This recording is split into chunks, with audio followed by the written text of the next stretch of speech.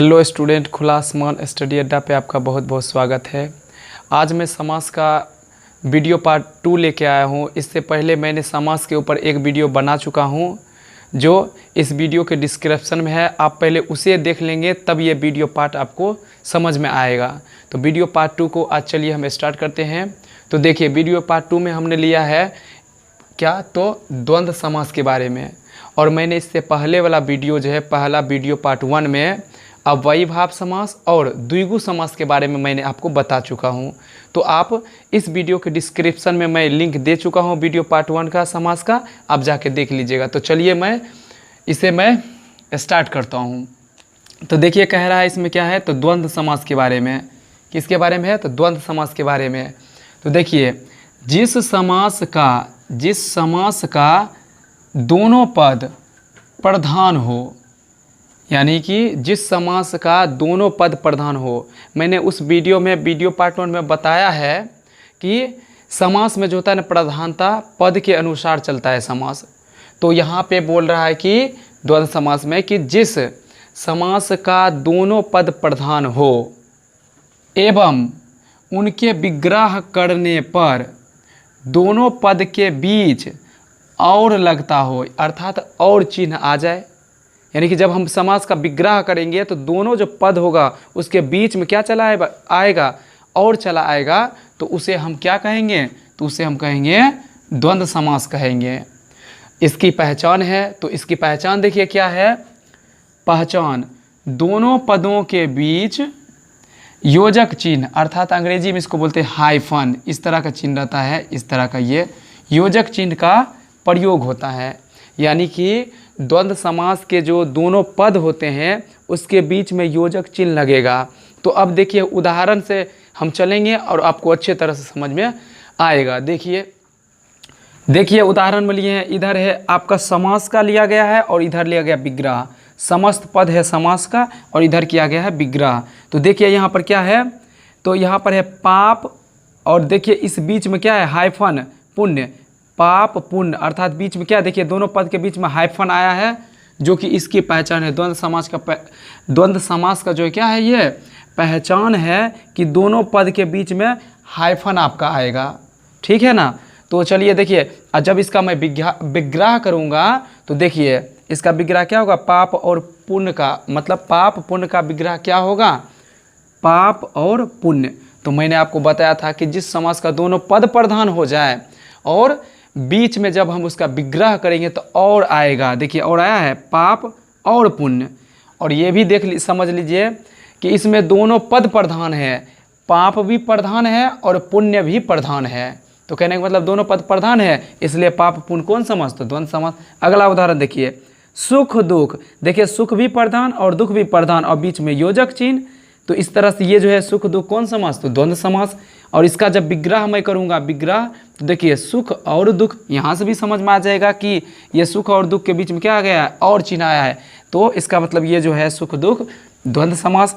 अगला उदाहरण देख लेते हैं, गुण दोष। गुण दोष, देखिए गुण भी प्रधान है और दोष भी प्रधान है, अपने अपने जगह पे दोनों प्रधान है, गुण भी और दोष भी। अब बीच में क्या लगा हुआ है, योजक चिन्ह, अर्थात हाइफन लगा हुआ है, इसलिए गुण दोष कौन समास, द्वंद्व समास। इसका विग्रह करेंगे तो गुण और दोष आएगा। देखिए गुण और दोष के बीच में क्या आया है, तो और चिन्ह आया है। इस प्रकार गुण दोष क्या हो जाएगा, तो द्वंद्व समास हो जाएगा। आगे चलते हैं, देश विदेश। देश भी प्रधान, विदेश भी प्रधान और बीच में योजक चिन्ह, इसलिए देश विदेश द्वंद्व समास। इसका विग्रह होगा देश और विदेश। अगला उदाहरण लेते हैं, ऊंच और नीच। ऊंच नीच भी कौन समास, तो द्वंद्व समास। देखिए ऊंच भी प्रधान है और नीच भी प्रधान है और बीच में योजक चिन्ह है, यहाँ पे योजक चिन्ह है। तो ये इस प्रकार ऊंच नीच क्या हो जाएगा, द्वंद्व समास। इसका अब विग्रह कीजिएगा तो हो जाएगा ऊंच और नीच। अगला देखते हैं, आगे पीछे। तो आगे पीछे दोनों जो है आपका द्वंद्व समास है, इसमें बीच में योजक चिन्ह भी लगा हुआ है। तो इस प्रकार ये जो पूरा दिया गया ये द्वंद्व समास का ही उदाहरण है। इसका आप विग्रह कीजिएगा तो आगे और पीछे, ये दोनों इस तरह से, ये दोनों के बीच में क्या आ जाएगा, और आ जाएगा चिन्ह। तो चलिए और कुछ उदाहरण ले लेते हैं। देखिए फिर समस्त पद में लिए हैं समास का, राजा प्रजा। राजा प्रजा, राजा भी प्रधान और प्रजा भी प्रधान। जब राजा नहीं तो प्रजा किस काम की, और प्रजा नहीं तो राजा किस काम की। तो अर्थात कहने का मतलब दोनों है यहाँ पे प्रधान, और बीच में देखिए हाइफन भी लगा हुआ है, योजक चिन्ह भी लगा, इसलिए राजा प्रजा कौन समास, तो द्वंद्व समास। नर नारी, नर नारी ये भी दोनों द्वंद्व समास है, नर नारी, बीच में योजक चिन्ह है, दोनों प्रधान है, नर भी प्रधान और नारी भी प्रधान है। और इसका तो विग्रह कीजिएगा तो नर और नारी होगा, राजा प्रजा का होगा, राजा और प्रजा होगा। उसी तरह खारा खोटा, खारा भी प्रधान खोटा भी प्रधान, बीच में योजक चिन्ह, इसलिए खरा खोटा जो होता है आपका द्वंद्व समास, इसका विग्रह करोगे तो खरा और खोटा कर देना है। आगे राधा कृष्ण, राधा भी प्रधान और कृष्ण भी प्रधान, तो दोनों पद के बीच में योजक चिन्ह, इसलिए राधा कृष्ण द्वंद्व समास, इसका विग्रह होगा राधा और कृष्ण। फिर होगा आपका अगला उदाहरण है ठंडा गर्म, तो यानी ठंडा भी है प्रधान और गर्म भी है प्रधान, दोनों प्रधान है और बीच में योजक चिन्ह आ गया है। इस प्रकार ठंडा गर्म है आपका द्वंद्व समास, विग्रह करेंगे तो ठंडा और गर्म होगा। अगला देख लेते हैं छल कपट, छल भी अपने जगह पर है प्रधान और कपट भी अपने जगह पर है प्रधान, तो इस तरह छल कपट के बीच में योजक चिन्ह भी है, तो छल कपट क्या हो जाएगा, द्वंद्व समास, इसका विग्रह करेंगे तो छल और कपट होगा। अपना पराया, तो अपना पराया भी आपका क्या है, तो इस प्रकार द्वंद्व समास है और इसके बीच में योजक चिन्ह भी है, इस प्रकार अपना और पराया इस तरह विग्रह होगा। तो आप अच्छे तरह से समझ गए होंगे कि ये द्वंद्व समास होता क्या है। यानी द्वंद्व समास वह है जिनका दोनों पद क्या होता है, प्रधान होता है और उनके दोनों पद के बीच में योजक चिन्ह लगता है। जब उसका विग्रह करते हैं तो वो दोनों पद के बीच में और चिन्ह आ जाता है, जैसे कि मैंने उदाहरण में बताया है। आप इसे अच्छे से नोट कर लीजिए। चलिए अगला टॉपिक पे बढ़ते हैं। तो चलिए स्टार्ट करते हैं। अब चौथा लेते हैं हम कर्मधारय समास के ऊपर। तो कर्मधारय समास क्या होता है, इसको हम कैसे पहचानेंगे कि अगर ऑप्शन में देता है तो हम कैसे पहचानेंगे कि ये कर्मधारय समास का ही उदाहरण है। तो चलिए देख लेते हैं। देख लीजिए पहले इसके जो है परिभाषा, कि जिस समास का उत्तर अर्थात अंतिम पद प्रधान हो उसे कर्मधारय समास कहते हैं। मैंने वीडियो पार्ट 1 में उत्तर पद प्रथम पद दोनों पद के बारे में हम बताए हुए हैं, उसे आप ज़रूर वीडियो पार्ट 1 जब देख लीजिएगा समास का, तब ये आपको अच्छे तरह से समझ में आएगा। मैं इस वीडियो को जो है इस वीडियो के नीचे डिस्क्रिप्शन में लिंक वीडियो पार्ट 1 का दे दूंगा। चलिए अब तो ये जान गए कर्मधारय समास क्या होता है। जिस समास का उत्तर पद प्रधान हो उसे कर्मधारय समास कहते हैं। मेन इसका है पहचान के ऊपर ध्यान देना, ये पहचान है। ये पहचान पर अगर आप ध्यान दिए और शब्द को विग्रह करके आप जब देखेंगे तो पकड़ में चला आएगा कि ये जो भी उदाहरण दिया होगा वो कर्मधारय समास की होगा। तो इसका मेन पहचान क्या है, तो समास का विग्रह करने पर दोनों पद के बीच, जब हम समास का विग्रह करेंगे तो दोनों पद के बीच में देखिए क्या आएगा, इसे याद जरूर कर लीजिएगा।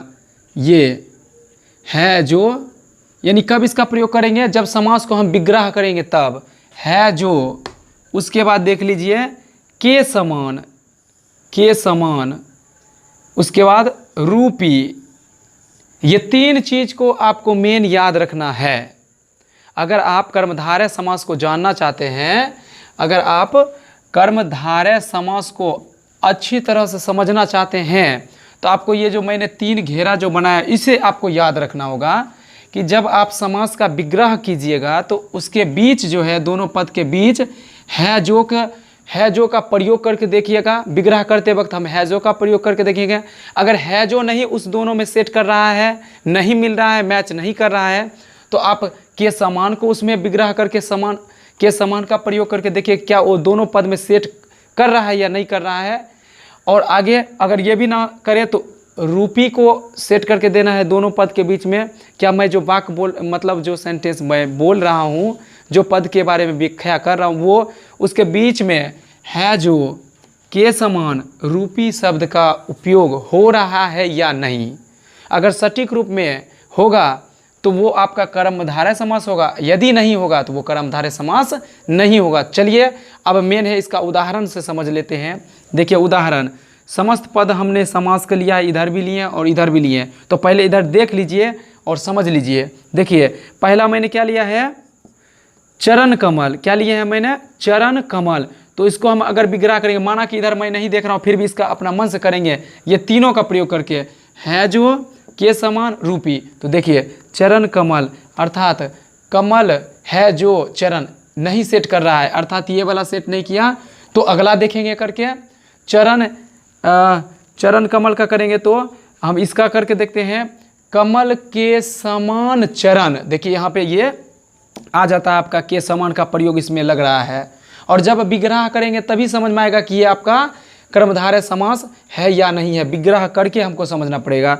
तो चरण कमल का देख लीजिए, कमल के समान, देख लीजिए कमल के समान, बीच में देखिए क्या आया है, विग्रह करने पर दोनों पद के बीच में के समान आया, तीनों में से है जो के समान रूपी। यह तीनों में से जिस समास का विग्रह करेंगे, तीनों में से कोई भी एक आ जाए तो वह उदाहरण जो होगा आपका कर्मधारय समास का होगा।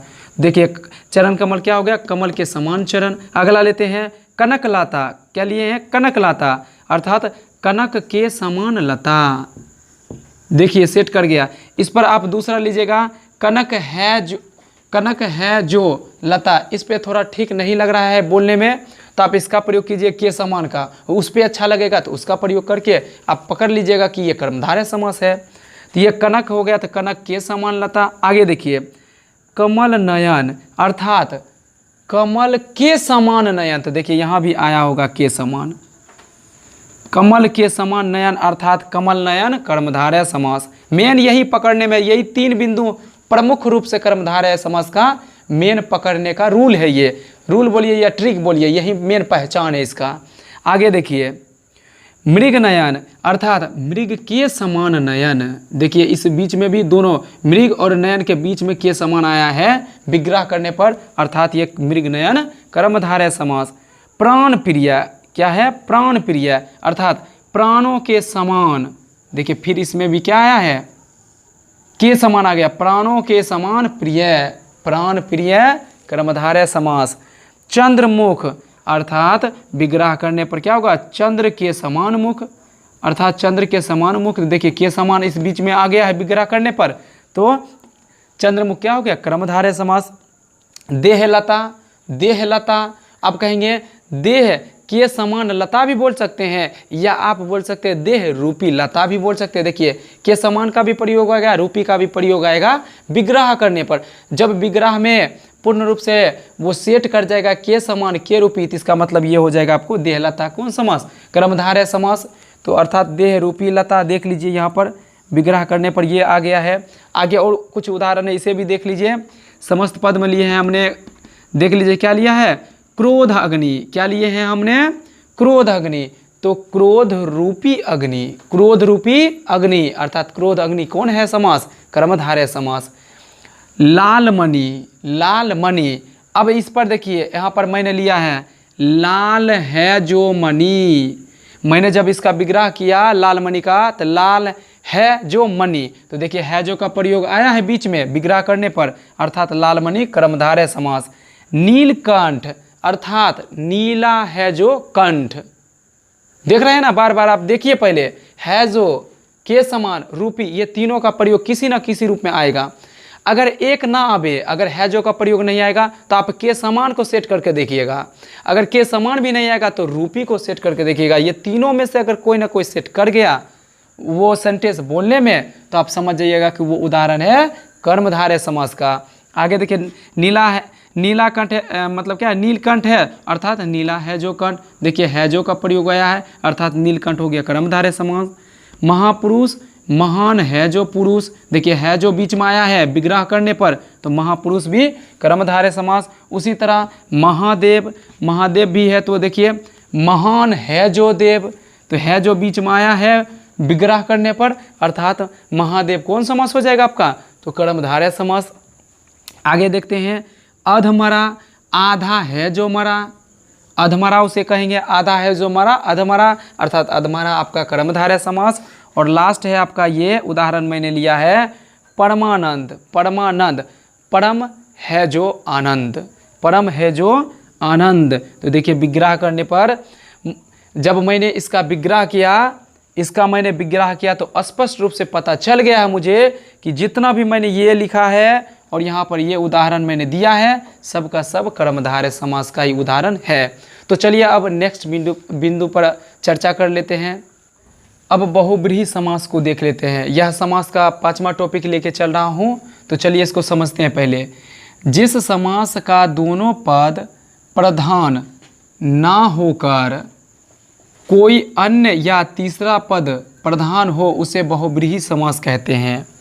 कहने का मतलब ये है कि माने कि समास को जब हम विग्रह करते हैं तो वो दोनों पद जो होता है प्रधान ना होकर के कोई अन्य अर्थात तीसरा पद प्रधान हो जाए तो उसी को क्या कहेंगे, हम बहुब्रीहि समास कहेंगे। देखिए उदाहरण लेंगे, उदाहरण में स्पष्ट हो जाएगा। चलिए उदाहरण मैं लेता हूँ, पहले शुरू करता हूँ लंबोदर से। देखिए लंबोदर का जब मैं इसका विग्रह करूँगा तो क्या होगा, लंबा है उदर जिसका, तो लंबा उदर किनका है, तो लंबा उदर आपका किनका है, तो गणेश का है। तो अर्थात देखिए डायरेक्ट मैंने लंबोदर बोला तो लंबोदर का अर्थ क्या निकल कर आ रहा है, गणेश। अर्थात ये प्रधान ना होकर कौन हो गया प्रधान, गणेश, इसलिए लंबोदर कौन समास, बहुब्रीहि समास। फिर उसी तरह देखिए दशानन, दशानन अर्थात 10 हैं आनंद जिसके, यानी दशानन का विग्रह करने पर क्या हो गया, क्या है यहाँ पे 10 है आनंद जिसके, तो 10 आनंद किनको बोलते हैं, रावण को बोलते हैं दशानन। तो अर्थात देखिए दशानन का अर्थ क्या निकल के आया, रावण, अर्थात दशानन आपका बहुब्रीहि समास। आगे उदाहरण लेते हैं, चक्र पानी, क्या है आपका चक्र पानी, तो चक्र है पानी में जिसके, अर्थात चक्र पानी किनको बोला जाता है, विष्णु को। तो डायरेक्ट इनका अर्थ निकालो, आगे का अर्थ निकालना है आपको कि चक्र पानी किनको कहते हैं, तो विष्णु को। बस ये अर्थ आप निकाल लोगे, बस हो गया। कोई तीसरा या अन्य अर्थ आएगा वही आपका बहुब्रीहि समास होगा। तो देखिए चक्र पानी हम विष्णु को कहते हैं तो हो गया चक्रपाणी बहुब्रीहि समास। महावीर, महावीर किनको बोलते था, हनुमान को बोलते हैं महावीर। तो डायरेक्ट याद इसको रखना है, महावीर बोलते हैं किनको, तो हनुमान को। तो हनुमान अर्थात ये यहाँ पर तीसरा पद कौन प्रधान हो गया, अर्थात महावीर ना प्रधान होकर कौन प्रधान हो गया, हनुमान। अर्थात तीसरा कोई पद अन्य पद प्रधान हुआ था, महावीर क्या हो जाएगा, बहुब्रीहि समास। उसी तरह चतुर्भुज, चतुर्भुज जो है आपका, चतुर्भुज किनको बोलते हैं, विष्णु को। और इनका विग्रह क्या है, 4 है भुजाएं जिसकी, अर्थात चतुर्भुज, चतुर्भुज किनको बोलते हैं, तो विष्णु को। तो यहाँ पे कौन प्रधान हो गया, विष्णु, इसलिए चतुर्भुज कौन हो गया, बहुब्रीहि समास। आगे गिरिधर, गिरि को धारण करने वाला है जो, अर्थात गिरि को धारण करने वाला कौन है, कृष्ण, जो पूरे पर्वत को उंगली पे उठाए हुए है, अर्थात गिरि को धारण करने वाला कौन है, कृष्ण है, इसलिए गिरधर आपका कौन समास, बहुब्रीहि समास। पीताम्बर, पीताम्बर किनको कहा जाता है, कृष्ण को। पीताम्बर किनको कहा जाता है, कृष्ण को।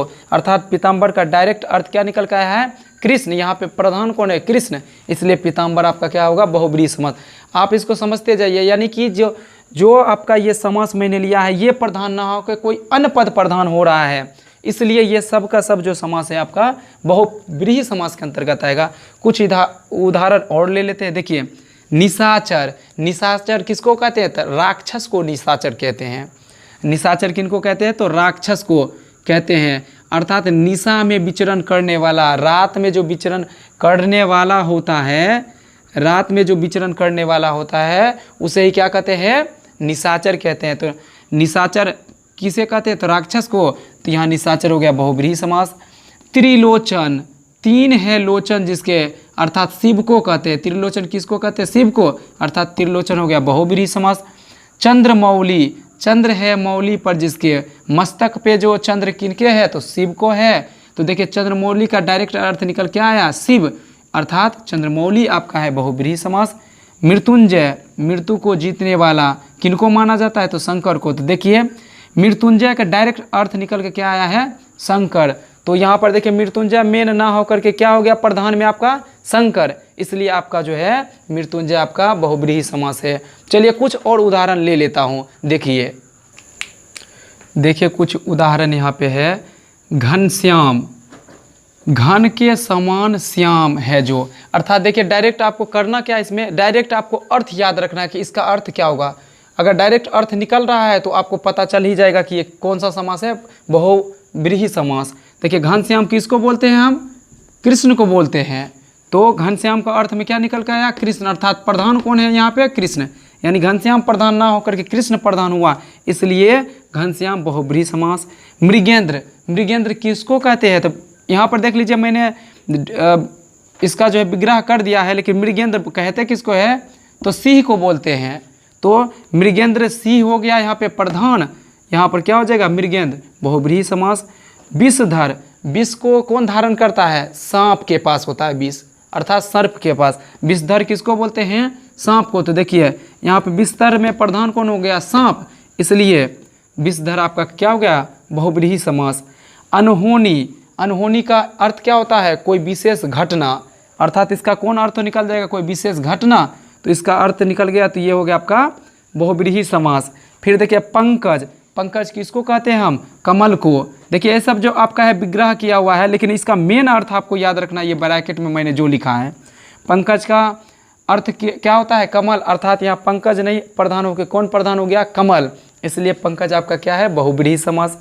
प्रधानमंत्री, अर्थात मंत्रियों में प्रधान कौन होता है, तो प्रधानमंत्री, इसलिए प्रधानमंत्री भी बहुब्रीहि समास है। तो आपको इसमें करना क्या है बहुब्रीहि समास में, तो मेन करना है कि जो आपको मैंने यहाँ पे समास का उदाहरण जो भी मैंने लिया है, इसे इसका अर्थ निकाल के डायरेक्ट देखिए इसका मेन अर्थ क्या निकलता है। उसका विग्रह नहीं भी कीजिए चलेगा, लेकिन इसका मेन अर्थ देखना आपको क्या होता है। अर्थ अगर निकल के आया तो ये सब बहुब्रीहि हो जाएगा, नहीं निकल के आया तो बहुब्रीहि नहीं होगा। बस इसका बस एक ही पकड़ने का रूल है कि जो भी उदाहरण दिया है उसका कोई अर्थ निकालेंगे, जो अर्थ निकल गया तो वो मेन अर्थ हो जाएगा प्रधान, क्योंकि इसमें क्या बोल रहा है बहुब्रीहि समास में, जिस समास का दोनों पद प्रधान ना हो करके कोई अन्य या तीसरा पद प्रधान हो उसे बहुब्रीहि समास कहते हैं। तो आप जो है अच्छे से इसे समझ गए होंगे। तो चलिए वीडियो बहुत लंबा होने वाला है, आज के लिए इतना ही। चलिए इस वीडियो को यहीं पर स्थगित करते हैं। जय हिंद।